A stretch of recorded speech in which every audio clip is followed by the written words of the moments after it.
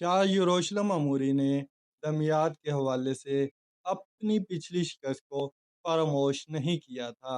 जब सुल्तान नूरुद्दीन महमूद जंगी के लश्कर ने बर वक्त दमियात पहुंचकर शाह अमूरी के सारे मंसूबे को खाक में मिला दिया था और बाकी कसर बारिश और हवा के तूफान ने पूरी कर दी थी। शाह अमूरी अपनी इस शिकस्त को याद करके अक्सर पेचोताब खाया करता था। अगर उसका बस चलता वो सुल्तान नूरुद्दीन महमूद जंगी और सलाहुद्दीन अय्यूबी के साथ इनके खानदानों का नामो निशान तक मिटा देता।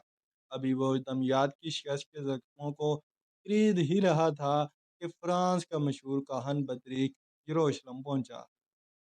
शाह अमूरी ज़ाती तौर पर बतरीक से वाकिफ नहीं था, मगर बतरीक शाह फ्रांस लुइस हफ्तम का खुसूसी खत लेकर आया था। इस खत में तहरीर था, यसु मसीह आपकी और यरूशलेम की हिफाजत करें। मैं मुकद्दस काहन बतरीक को आपकी खिदमत में भेज रहा हूँ।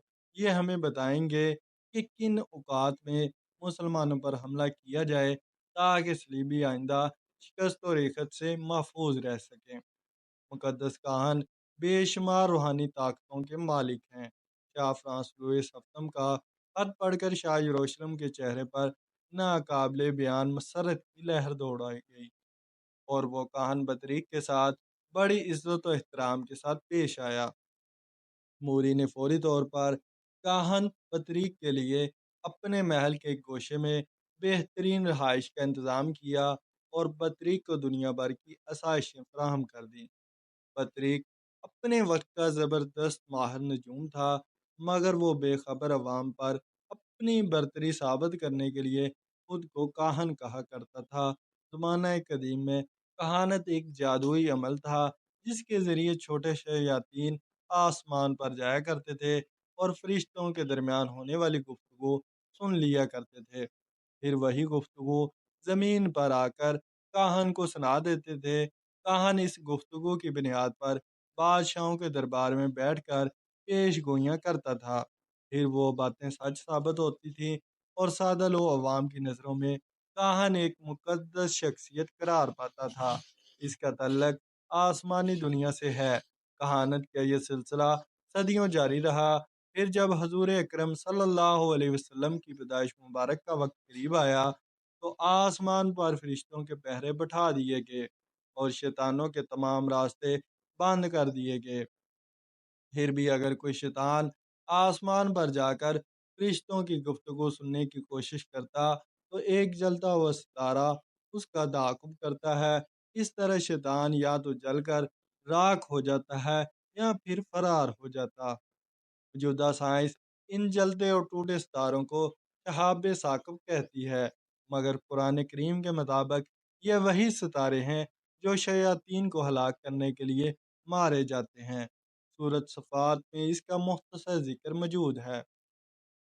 इस बंदिश के बावजूद कोई शैतान उड़ती उड़ती नामुकम्मल खबर ज़मीन तक ले जाता था और काहन को मुंतकिल कर देता था। इस तरह हज़ारों खबरों में कोई एक खबर सच निकलती थी और काहन की धूम मच जाती थी।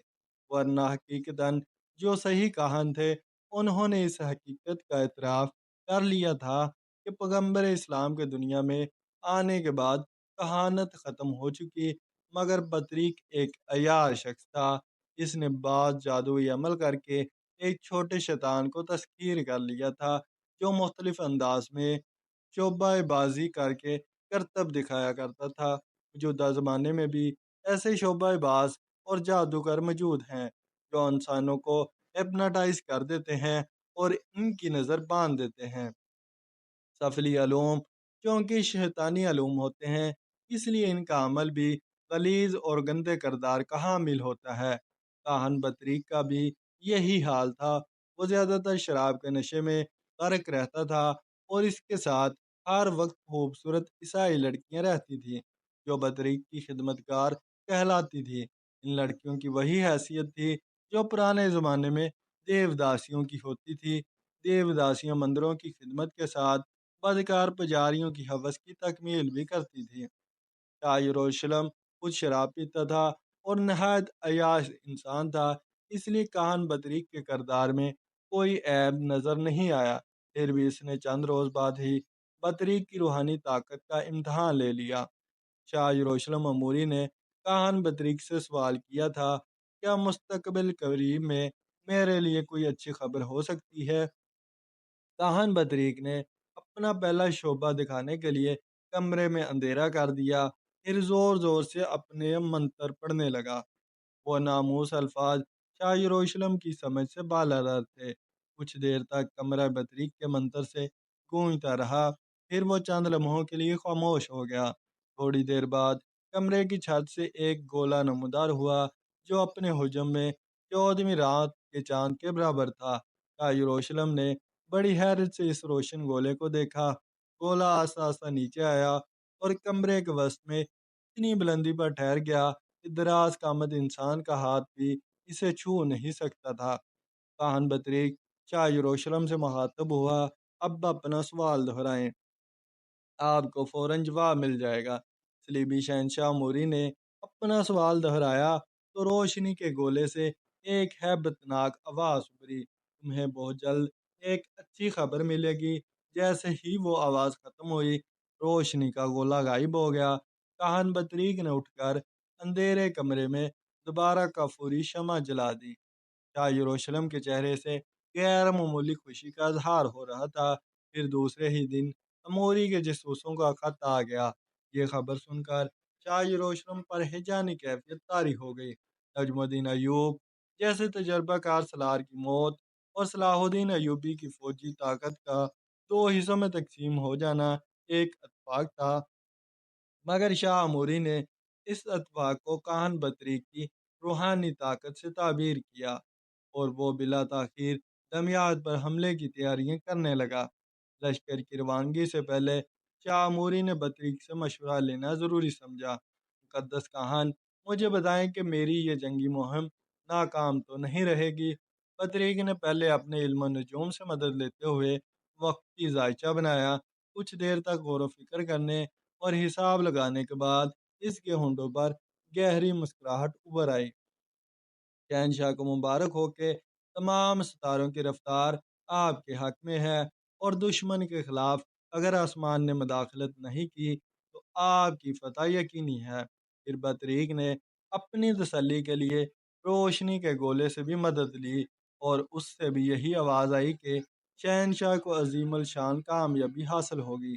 یہ دونوں خبریں سن کر شاہ یروشلم آنکھوں میں فتح کا خمار لیے ہوئے اپنے لشکر کے ساتھ آگے بڑھا۔ ابھی صلیبی لشکر نے جسے فاصلہ طے کیا ہوگا کہ یکایک اندھیرا سا پھیلنے لگا۔ اگرچہ وہ ٹھیک دوپہر کا وقت تھا، شاہ اموری نے بدلتے ہوئے موسم کو بڑی حیرت سے دیکھا۔ پھر اس نے اپنے سالار ولیم جوزف کو مخاطب کرتے ہوئے کہا، کہیں ایسا تو نہیں کہ گزشتہ محاصرے کی طرح ہم پھر کسی آفت آسمانی کا شکار ہو جائیں؟ وہ تو محض ایک اتفاق تھا مقدس شہنشاہ، سالار ولیم جوزف نے اور جوش لہجے میں کہا، اور یہ موسم بھی آندھیوں کا ہے۔ احتیاطاً ہم کچھ دیر کے لیے اپنا سفر روک دیتے ہیں۔ اگر آندھی آئی بھی تو چند گھنٹوں سے زیادہ اس کا اثر باقی نہیں رہے گا۔ ولیم جوزف کے مشورے سے شہنشاہ اموری نے اپنی فوج کو آگے بڑھنے سے روک دیا اور آسمان کی طرف دیکھنے لگا۔ اندھیرا اور گہرا ہوتا جا رہا تھا۔ سالار ولیم جوزف اور دوسرے سپاہی بھی پریشان نظر آ رہے تھے۔ پھر کچھ دیر بعد کسی کو کچھ نظر نہیں آ رہا تھا۔ عین دوپہر کا وقت تھا، مگر اس پر آدھی رات کا گمان ہو رہا تھا۔ پھر یکایک ہوا کے جھونکے چلنے شروع ہو گئے۔ یہ کالی آندھی کے آثار تھے۔ آسمان پھر ہمارے خلاف گردش کر رہا ہے۔ شاہ یروشلم اموری نے چیخ کر کہا، واپس لوٹ چلو، کہیں یہ سیاہ آندھی ہمیں برباد ہی نہ کر ڈالے۔ سالار ولیم جوزف نے اپنے حکمران کو سمجھانے کی کوشش کی، مقدس شہنشاہ، ہماری فوج آدھے سے زیادہ فاصلہ طے کر چکی ہے، ہمیں آندھی کے رکنے کا انتظار کرنا چاہیے۔ میں اس آندھی کو خوب جانتا ہوں، یہ نہیں رکے گی۔ شاہ اموری نے غضبناک لہجے میں کہا اور اپنے گھوڑے کا رخ یروشلم کی طرف موڑ دیا۔ مجبوراً سالار ولیم جوزف اور اس کے لشکر نے بھی واپسی کا سفر شروع کر دیا۔ آندھیوں کے جھونکے کی شدت بڑھتی ہی جا رہی تھی۔ اندھیرا ہونے کے باعث گھوڑوں کو دوڑایا بھی نہیں جا سکتا تھا۔ مجبوراً صلیبی لشکر بہت احتیاط کے ساتھ کیونٹی کی چال سے واپس جا رہا تھا۔ شاہ اموری انتہائی غضبناک اور نفرت امیز لہجے میں کہہ رہا تھا، کاہن بطریق نے کیسے کہہ دیا تھا کہ مجھے اس جنگی مہم میں عظیم الشان کامیابی حاصل ہوگی؟ اب جھوٹ بولتے ہیں۔ پہلے پھر ایک اور حیرت انگیز صورتحال پیدا ہوئی۔ اندھیرا ختم ہو گیا، مگر آندھی کے جکڑوں میں پہلے سے زیادہ تیزی پیدا ہو گئی۔ ہر طرف صحرا کا غبار ہی غبار تھا، جس نے تمام صلیبی سپاہیوں کو اپنی لپیٹ میں لے رکھا تھا۔ اسی قدر اجالا ہو جانے کے سبب عیسائی سپاہیوں کو راستہ نظر آنے لگا تھا۔ مجبوراً شاہ اموری اور اس کی فوج کو پوری رات ایک کھلے میدان میں گزارنی پڑی۔ اس کا خیال تھا کہ رات میں آندھی کا زور ٹوٹ جائے گا، مگر حیرت انگیز طور پر ہوا کے جھونکوں کی شدت میں کوئی کمی نہیں آئی۔ پھر جب صبح ہوئی تو صلیبیوں نے دوبارہ واپسی کا سفر شروع کر دیا۔ بالآخر یہ شکست خوردہ لشکر یروشلم کے قریب پہنچا۔ تقریباً تمام سپاہی اس خوفناک آندھی سے متاثر ہوئے تھے۔ شاہ یروشلم اموری بھی کئی بار گھوڑے سے گرا تھا اور اس کے جسم پر کئی ہلکے زخم آئے تھے۔ سینکڑوں کی تعداد میں گھوڑے اور ان کے سوار آپس میں ٹکرا کر شدید زخمی ہوئے تھے، جن کے لیے سفر جاری رکھنا مشکل تھا۔ وہ اسی صحرا میں لاوارسوں کی طرح پڑے رہے اور بھوکے پیاسے مر گئے۔ یروشلم پہنچ کر شاہ اموری نے بڑے دربار میں کاہن بطریق کو ذلیل کیا۔ تیرا علم جھوٹا ہے، اس لیے تجھ پر لازم ہے کہ اسی وقت یروشلم کی حدود سے نکل جا۔ میں تیری صورت تک دیکھنا نہیں چاہتا۔ بطریق بہت عیار انسان تھا۔ اس نے پہلے ہی اپنے بچاؤ کا ایک دروازہ کھلا رکھا تھا۔ وہ بڑے باوقار انداز میں کھڑا ہوا اور اس نے پرجلال لہجے میں شاہ اموری کو مخاطب کرتے ہوئے کہا، مقدس شہنشاہ کو یاد ہوگا کہ میں نے پہلے ہی کہہ دیا تھا کہ اگر آسمان نے مداخلت نہیں کی تو اس جنگ میں آپ ہی کو فتح حاصل ہوگی۔ مگر اس کا کیا علاج ہے؟ اس بار بھی آسمان نے مسلمانوں ہی کا ساتھ دیا۔ اب آپ ہی بتائیں میں کیا کر سکتا ہوں؟ کان بدریق کا جواب سن کر شاہ اموری نرم پڑ گیا۔ پھر انتہائی افسردہ لہجے میں بولا، مجھے یہ بتا کہ آسمان پر کس کی حکومت ہے؟ کان بدریق نے برجستہ جواب دیا، خداوند یسوع مسیح کے سوا آسمان پر کس کی حکومت ہو سکتی ہے؟ تو پھر کیا خداوند ہم سے ناراض ہے؟ یہ کہتے کہتے شاہ یروشلم کا چہرہ بہت زیادہ اداس ہو گیا تھا۔ یقیناً کاہن بطریق کا جادو چل گیا تھا۔ اس نے اپنی آواز میں مزید رعب و جلال پیدا کرتے ہوئے کہا، اگر ایسا نہ ہوتا تو لاکھوں کا صلیبی لشکر چند ہزار مسلمان سپاہیوں سے کیسے شکست کھا جاتا؟ پھر خداوند ہم سے کیسے راضی ہوں؟ شاہ یروشلم اموری نے انتہائی غمزدہ لہجے میں کہا، اس شکست کی سب سے بڑی وجہ سلطان نور الدین زنگی ہے۔ اچانک کاہن بطریق نے نیا انکشاف کرتے ہوئے کہا، جب تک وہ درمیان سے نہیں ہٹے گا لیبی کوئی جنگ نہیں جیت سکیں گے۔ یہ سن کر شاہ یروشلم حیرت زدہ رہ گیا۔ پھر وہ انتہائی ناگوار لہجے میں بولا، اسی راستے سے کون ہٹائے گا؟ شاہ یروشلم بالڈون ثالث مرحوم نے ہزار کوششیں کر لی، مگر سلطان نور الدین زنگی کو شکست دینے کی حسرت دل میں لیے زیر خاک چلے گئے۔ شہنشاہ فرانس لوئس ہفتم، شہنشاہ جرمنی اور شاہ قسطنطنیہ نے شکست کھا کر آئندہ سلطان نور الدین زنگی سے جنگ نہ کرنے کا فیصلہ کر لیا۔ آج کل سب کے سب اپنی عشرت گاہوں میں دنیا کے مزے لوٹ رہے ہیں اور عیسائیت کو ایک مردہ لاش کی طرح مسلمانوں کی خوراک بننے کے لیے راستے میں پڑا ہوا چھوڑ دیا ہے۔ اچانک شاہ اموری کا چہرہ غصے سے سرخ ہو گیا تھا اور وہ بہت زیادہ جذباتی نظر آ رہا تھا۔ ملکہ ایلیز انگلستان جا کر بیٹھ گئی۔ بس انطاکیہ کے حکمراں ریمنڈ نے صلیبی پرچم کو بلند رکھنے کی کوشش کی، مگر اسے بھی سلطان نور الدین زنگی بے رحمی کے ساتھ کھا گیا۔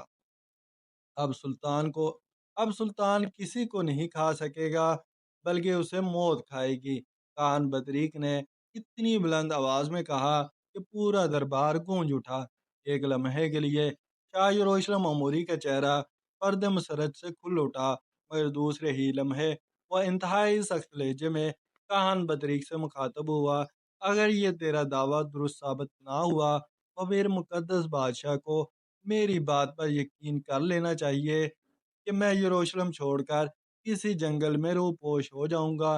काहन बदरीक ने इंतहाई जज्बाती लहजे में कहा, अगर इस तरह भी मुकद्दस बादशाह की तसल्ली ना हो तो मेरा मुंह काला करके यरूशलेम से निकाल दे। कान बदरीक की बातें सुनकर शाह अमूरी का गुस्सा ठंडा हो गया और वो सुल्तान नूरुद्दीन जंगी की मौत का इंतजार करने लगा। सलाहुद्दीन के बड़े भाई तुरान शाह ने यमन पहुंचकर खिलाफत के नए दावेदार अब्दुल नबी खारजी से एक खूनरेज जंग की और इसे शिकस्त से दो चार किया। अब्दुल नबी खारजी शदीद नाकामी नामरादी की हालत में मैदान जंग से फरार हुआ, मगर तुरान शाह के नायब सैफुद्दौला ने दूर तक इसका ताक़ुब जारी रखा, यहाँ तक कि इसने भागते में अब्दुल नबी खारजी पर तलवार का गहरा वार किया, जिसके असर से अब्दुल नबी खारजी घोड़े की पूंछ से जमीन पर गिर पड़ा। सैफुद्दौला ने इसके सर काट कर एक बड़े ख्वाह में रखा और इसे सलाहुद्दीन अयूबी की खिदमत में काहरा रवाना कर दिया। सलाहुद्दीन अयूबी एक रहमदिल हुक्मरान की हैसियत से किसी मुसलमान की ये रसवाई पसंद नहीं करता था, मगर अब्दुल नबी बिन मेहदी खारजी एक बदअकीदा इंसान था और इसने मरकज़ इस्लामी के खिलाफ बगावत की थी। इसलिए सलाहुद्दीन ने इसका कटा हुआ सर सुल्तान नूरुद्दीन जंगी की खिदमत में मिश्क रवाना कर दिया। सुल्तान आदल ने एक खारजी का ये अंजाम देखकर हक के ताला का शुक्र अदा किया और फिर वही सर खलीफा बगदाद की खिदमत में भेज दिया। जवाबन खलीफा बगदाद ने सुल्तान नूरुद्दीन महमूद जंगी और सलाहुद्दीन अयूबी को कीमती तोहफे भेजे। मजीद ये कि सलाहुद्दीन अयूबी को एक खत भी तहरीर किया, जिसकी अबारत दर्जा झैल थी, नौजवान, अल्लाह तुम्हें मजीद इस्तिकामत दे और तुम्हारी हिफाजत फरमाए कि तुम दीन की सरबुलंदी का निशान हो। ये 569 हिजरी का वाक़या था। सुल्तान नूरुद्दीन जंगी के ख़्याल में यरूशलेम पर फैसला कुन ज़रब लगाने और बैतुल मुक़द्दस को फ़तह करने का वक़्त आ गया था। चनाचा सुल्तान आदल ने अपने ज़ेर असर तमाम रियासतों के हाकिमों को बहुत राज़दाना तौर पर चंद खतूत लिखे, जिनका मफ़हूम कुछ इस तरह था: इंसानी ज़िंदगी का कोई एतबार नहीं, इसलिए हर मुसलमान को चाहिए कि कुदरत की तरफ से इसे जो ज़िम्मेदारियाँ सौंपी गई हैं, वह इन्हें जल्द अज़ जल्द पूरी करे। मुझे अपनी ज़िंदगी की आखिरी और सख्त तरीन मुहिम दरपेश है। इसके लिए बहुत ज़्यादा जंगी वसाइल दरकार होंगे। मैं जानना चाहता हूँ कि तुम अपनी रियासत के ख़जाने से किस हद तक मेरी माली मदद कर सकते हो। इन खतूत के साथ ही सुल्तान नूरुद्दीन महमूद जंगी ने अपने एक मोतमिद खास अमीर मौफ़ी को मिस्र रवाना किया, ताकि वो सलाहुद्दीन अयूबी से मिस्र की 5 साल आमदनी और खर्च का हिसाब तलब करे और मिस्र के वज़ीर आज़म से पूछे कि वह बैतुल मुक़द्दस की जंग में अपने ख़जाने से लश्कर इस्लाम की कितनी मदद कर सकता है। मिस्र पर हुकूमत करते हुए सलाहुद्दीन अयूबी को 5 साल हो चुके थे, जैसे ही अमीर मुवफ़्फ़क़ बिन कैसरानी सुल्तान नूरुद्दीन महमूद जंगी का खत लेकर मिस्र पहुंचा, सलाहुद्दीन अयूबी ने महकमा मालियात के तमाम करिंदों को मिस्र की आमदनी और अखराजात का मुकम्मल हिसाब तैयार करने का हुक्म दे दिया। इधर सुल्तान नूरुद्दीन महमूद जंगी के मौत में दिन खास बैतुल मुक़द्दस की जंगी मुहिम के लिए दिन रात अमकानी वसाइल जमा करने में मसरूफ़ थे। उधर दमिश्क में ईद उल फितर के दूसरे दिन सुल्तान आदल अपनी उमरा के साथ घोड़े पर सवार होकर मैदान अख्दर गए। कुछ देर तक चुगान खेलते रहे। फिर जब घोड़े से उतरे तो एक अमीर हमामुद्दीन ने इंतहाई मसरत अमेज लहजे में कहा, सुल्तान आदल, आज कैसा मुबारक दिन है कि हम सब इस मैदान में जमा हैं, मगर अल्लाह जाने के अगले साल हम में से कौन यहाँ मौजूद होगा और कौन बिछड़ जाएगा। ये कहते कहते अमीर हमामुद्दीन का लहजा किसी कदर उदास हो गया था। जवाबन सुल्तान नूरुद्दीन जंगी ने مسکراتے ہوئے انتہائی شگفتہ لہجے میں کہا، امام الدین، 1 سال تو بہت طویل عرصہ ہے، ہم تو یہ بھی نہیں کہہ سکتے کہ ہم اگلے ماہ اس میدان میں جمع ہوں گے یا نہیں۔ یہ الہامی الفاظ تھے جو سلطان نور الدین محمود زنگی کی زبان سے ادا ہوئے تھے۔ دوسرے دن سے ہی سلطان عادل کو گلے میں ہلکی سی تکلیف ہوئی، پھر یہ بڑھتے بڑھتے خناق کی شکل اختیار کر گئی۔ خناق گلے کی ایک خطرناک بیماری ہے جس میں انسان کا گلا بند ہو جاتا ہے اور اس کی موت واقع ہو جاتی ہے۔ شام، حلب اور دمشق کے مایہ ناز طبیبوں نے قدیم کتابیں کنگال ڈالیں اور مجرب ترین نسخے تجویز کیے، مگر کوئی دواء المرض موت کو نہیں ٹال سکی۔ آخر 21 شوال 569 کا المناک دن آ گیا۔ سلطان نور الدین محمود زنگی کے گرد سارے امراء جمع تھے۔ سلطان عادل کی سانسیں رک رک کر آ رہی تھی اور آنکھیں بے نور ہوتی جا رہی تھی۔ والی دمشق کے ہونٹ کانپے، جیسے وہ کچھ کہہ رہے ہوں۔ تمام امراء فوراً ہی جھک گئے اور سلطان عادل کی بات سننے کی کوشش کرنے لگے۔ الوداع میرے دوستو، الفراق میرے ساتھیو۔ سلطان نور الدین محمود زنگی کی آواز بہت مدھم تھی اور لرز رہی تھی۔ تمام امراء کی آنکھوں میں آنسو آ گئے۔ آج اسلام کا ایک عظیم مجاہد ان سے رخصت ہو رہا تھا۔ پھر سلطان عادل نے بے نور ہوتی ہوئی آنکھوں سے کمرے کی چھت کی طرف دیکھا اور نہایت غم زدہ لہجے میں کہا، میری آخری آرزو، میرا آخری خواب۔ چند قریبی اور معتمد امراء کی آنکھوں سے بہتے ہوئے آنسوؤں میں اور تیزی آ گئی۔ وہ بخوبی جانتے تھے کہ سلطان عادل کا آخری خواب کیا تھا۔ کچھ دیر کے لیے سلطان نور الدین محمود زنگی نے آنکھیں بند کر لی تھی۔ طبیب سمجھے کہ سلطان عادل کی روح پرواز کر چکی ہے، مگر جب انہوں نے نبض دیکھی تو ابھی زندگی کے آثار باقی تھے۔ سلطان عادل نے دوبارہ آنکھیں کھولی، ایک بار پھر ہونٹوں کو جنبش ہوئی۔ عمرہ نے فوراً ہی جھک کر کان لگا دیے۔ صلاح الدین کو میرا سلام پہنچا دینا اور اسے اس کا وعدہ یاد دلا دینا۔ سلطان نور الدین محمود زنگی رک رک کر بول رہے تھے۔ امیر امام الدین زارو قطار رو رہا تھا۔ اس نے سلطان عادل سے سوال کیا، کیسا وعدہ؟ سلطان نور الدین محمود زنگی نے آنکھیں بند کر لی، مگر ہونٹ کانپ رہے تھے۔ وہ خوب جانتا ہے۔ اس کے بعد سلطان عادل نے کلمہ طیبہ پڑھا اور دار فانی سے رخصت ہو گئے۔ سلطان نور الدین محمود زنگی کی وفات کی خبر سن کر دمشق میں کہرام برپا ہو گیا۔ لوگ گریہ وزاری کرتے ہوئے اپنے گھروں سے نکل آئے۔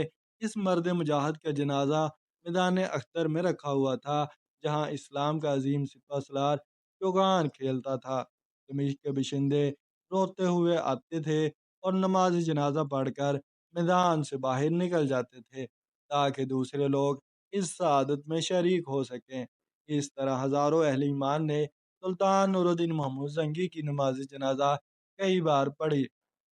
یہ اس عظیم مجاہد کو مدرسہ نوریہ میں خرد خاک کر دیا گیا، جسے سلطان نور الدین محمود زنگی نے بڑے ذوق و شوق کے ساتھ اپنی نگرانی میں تعمیر کرایا تھا، جہاں سینکڑوں طالب علم حدیث و فقہ کی تعلیم حاصل کرتے تھے۔ صلاح الدین ایوبی نے سلطان عادل کے کرندے امیر مفت بن کیسرانی کو اپنے 5 سالہ دور وزارت کا تمام حساب سمجھایا۔ پھر جب وہ مطمئن ہو گیا تو صلاح الدین نے سلطان نور الدین محمود زنگی کے لیے قیمتی تحائف دیے اور اسے رخصت کرنے کے لیے قاہرہ کی سرحد تک آیا، لیکن امیر مفت ابھی راستے میں ہی تھا کہ سلطان عادل کا انتقال ہو گیا۔ پھر جب اس جاں گزار واقعے کی خبر مصر پہنچی تو صلاح الدین ایوبی اس وقت دربار میں تھا اور اپنے امراء سے خطاب کر رہا تھا۔ یہ خبر سنتے ہی چند لمحوں کے لیے صلاح الدین ایوبی پر سکتہ داری ہو گیا، پھر وہ تخت سے اٹھا۔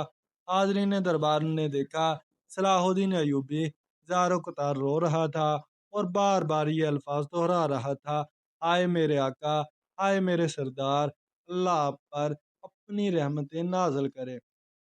حاضرین دربار بھی اداس تھے اور بعض عمرہ جو سلطان عادل کے مقام کو سمجھتے تھے وہ بھی اس طرح رونے لگے جیسے ان کا باپ ان سے بچھڑ گیا ہو۔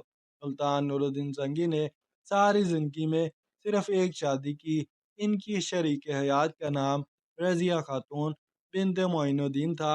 وہ اپنی سیرت و کردار کے اعتبار سے ایک بلند درجہ خاتون تھی۔ گھر کا سارا کام کاج اپنے ہاتھ سے کرتی تھی۔ سلطان عادل جو معمولی رقم انہیں دیتے تھے، اسی سے سارا خرچ چلاتی تھی۔ نہ کوئی ملازمہ تھی اور نہ کوئی کنیز۔